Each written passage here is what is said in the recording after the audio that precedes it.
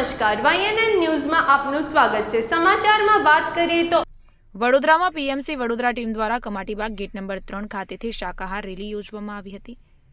પીએસએસએમના સંસ્થાપક doctor Subhash પત્રીજીના જન્મદિવસ નિમિત્તે સમગ્ર ભારતભરમાં 121 શાકાહાર રેલીનું આયોજન કરવામાં આવ્યું છે, જેના ભાગરૂપે વડોદરા અને ગુજરાતમાં પણ જુદી જુદી જગ્યાએ રેલી યોજવામાં આવી રહી છે। લોકોમાં શાકાહાર પ્રત્યેની જાગૃતિ ફેલાવવા, પ્રાણીઓ પ્રત્યે ક્રૂરતા થાય છે તે બંધ કરવા, અહિંસાનો સંદેશ અને સાત્વિક આહારનો સંદેશ ફેલાવવા માટે બ્રહ્મર્ષિ પિતામહ પત્રીજીનું સ્વપ્ન હતું। ધ્યાન જગત, પિરામિડ જગત અને શાકાહાર જગતની દરેકને સમગ્ર વિશ્વ શાકાહારને અપનાવે, ધ્યાની બને અને પિરામિડમાં ધ્યાન કરીને વિશ્વ ઉર્જાનો લાભ ઉઠાવે અને આધ્યાત્મિક ઉન્નતિમાં આગળ વધે, તેમજ પૃથ્વીનું રક્ષણ થાય, પૃથ્વી પર પોઝિટિવ એનર્જીનો પ્રચાર થાય તે માટે આ રેલીનું આયોજન કરવામાં આવ્યું।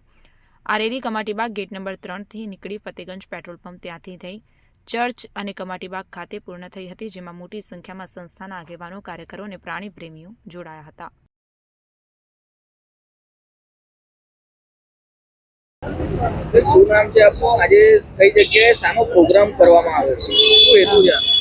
મારું નામ રિંકુ શાહ છે અને અમે સૌ પીએમસી વડોદરા ટીમ અહીંયા ભેગા થયા છીએ કમાટીબાગ ગેટ નંબર 3 પર।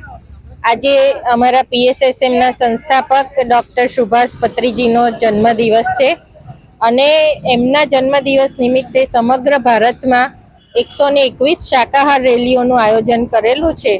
તો આપણા વડોદરામાં અને સમગ્ર ગુજરાતમાં પણ જુદી જુદી જગ્યાએ આ રેલીનું સંસ્થા તરફથી આયોજન કરેલું છે અને લોકોમાં શાકાહાર માટેની જાગૃતિ ફેલાવવા, પ્રાણીઓ પ્રત્યે જે ક્રૂરતા થાય છે, અહિંસાની સંદેશ અને સાત્વિક આહાર એનો સંદેશ ફેલાવવા, જે બ્રહ્મર્ષિ પિતામહ પત્રીજીનું સ્વપ્ન હતું, ધ્યાન જગત, પિરામિડ જગત અને શાકાહાર જગત કે દરેક સમગ્ર વિશ્વ શાકાહારને અપનાવે, ધ્યાની બને અને પિરામિડમાં ધ્યાન કરીને વિશ્વ ઉર્જાનો લાભ ઉઠાવે અને આધ્યાત્મિક ઉન્નતિમાં આગળ વધે અને સમગ્ર પૃથ્વીનું પણ રક્ષણ થાય અને પૃથ્વી પર પોઝિટિવ એનર્જીનો પ્રચાર થાય તે માટે આ રેલીનું આયોજન કરેલું છે।